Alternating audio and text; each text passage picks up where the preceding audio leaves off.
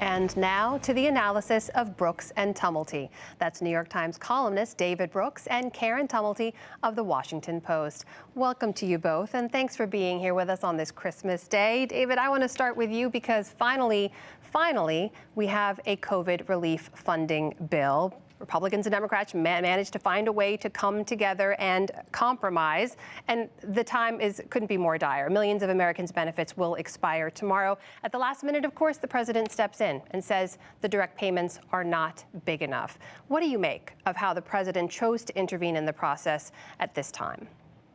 First, I want to say Karen and I did not coordinate our poinsettias. That was just a coincidence. To me, this is, what Trump did was Trump at the end of the day. I think the expectation is that his attempt to sort of throw a monkey wrench was just more noise and that he'll sign this at the end of the day. There are certainly a lot of Republican senators telling him to sign it because it's so necessary. To me, the big story out of this was that we had a group of people not only in the center, but all over Congress who wanted to do a deal. And there's a thing called the Problem Solvers Caucus, which is bicameral. They're senators and House members, Democrats, Republicans. And they set out the framework to the deal. And I was on a call with about 15 or 20 of them about a week ago. And they were charged up because for the first time in a long time, something got done. And they want to carry that over into the Biden administration.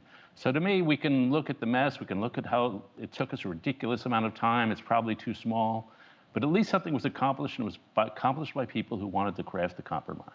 And Karen, I want to talk about the Biden administration, the incoming administration in a moment, but when you look at the president's message, how he chose to interject himself into the conversation, it's worth pointing out these negotiations have been going on for months. The White House has been involved in those talks. What did you make of how he chose to step in with this message? Well, it's astonishing. He's absolutely correct that these direct payments are inadequate given the size of the need, but it would have been nice if he would have spoken up while his own administration was negotiating this package. And so David's right. As of tomorrow, we have something like 14 million Americans losing unemployment benefits. The government could shut down on Monday. On New Year's Eve, more than 10 million Americans are in danger of being vulnerable to eviction when the moratorium expires.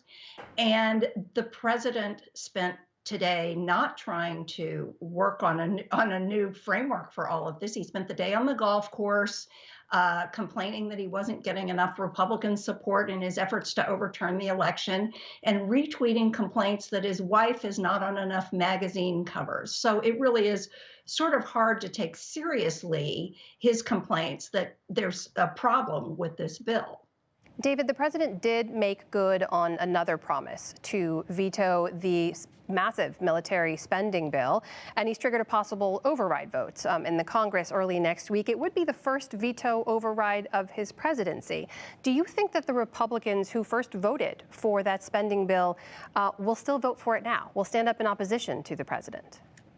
I think so. There's just so much in there that needs to pass in support of military pay, defense against Russian cyber incursions. I think there's a lot of bipartisan support for this. This was Trump partly wanting to honor our Confederate heroes. This was partly Trump just wanting to throw a monkey wrench at things. I think he's decided that his gambit for survival in a Biden era and maybe running for president again is that he's the guy who shook up the system. So in the last few days, and maybe in the last 4 years, maybe out of pique that Republicans are not sticking with him, but maybe to underline the sense that he's the guy who shook up the system, he's throwing a lot of vetoes around. I think this one will be overridden, and the worst will be avoided.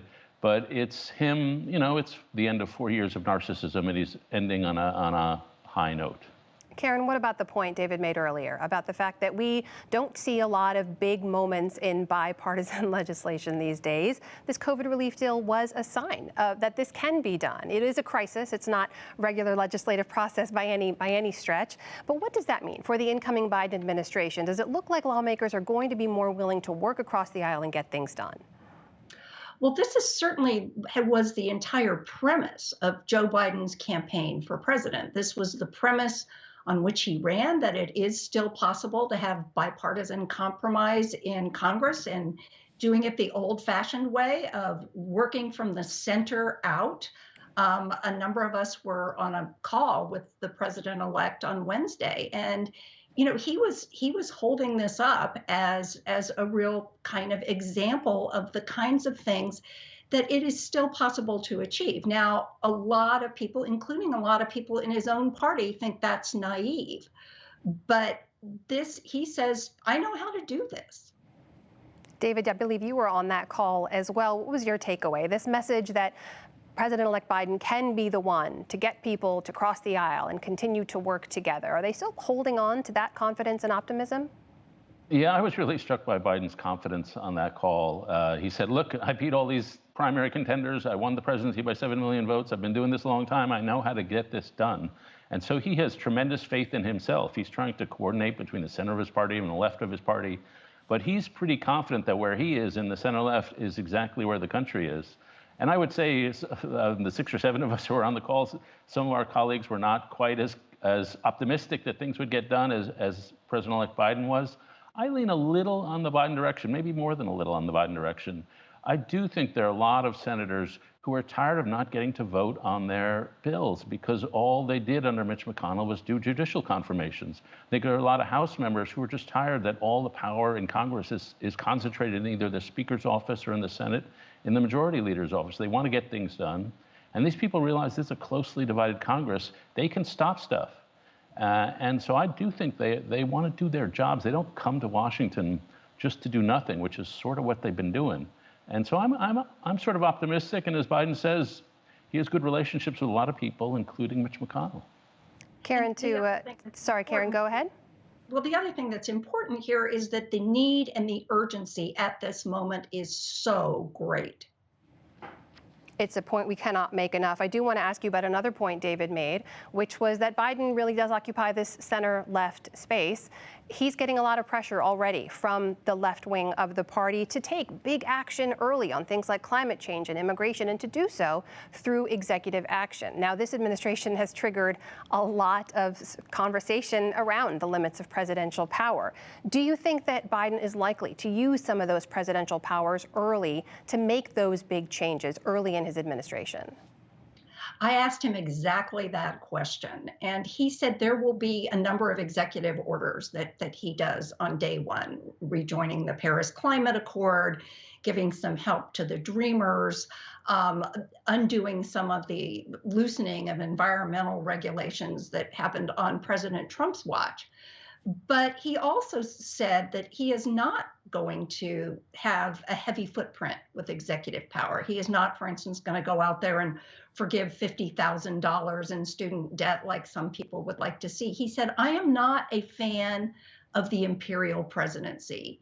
And the other thing he realizes and acknowledged is that if he pushes too hard with his executive power, he is going to inflame Capitol Hill, and he is going to make it that much harder to get anything done in this sort of bipartisan model that he is holding up.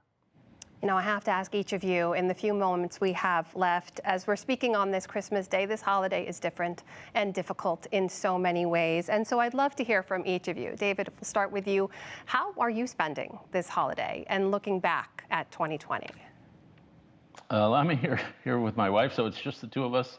I think what surprises me most, I mean, one should mention first the deaths and the sadness and the trauma. I miss big Christmas parties. I never thought I would say that because, you know, they can be kind of a chore.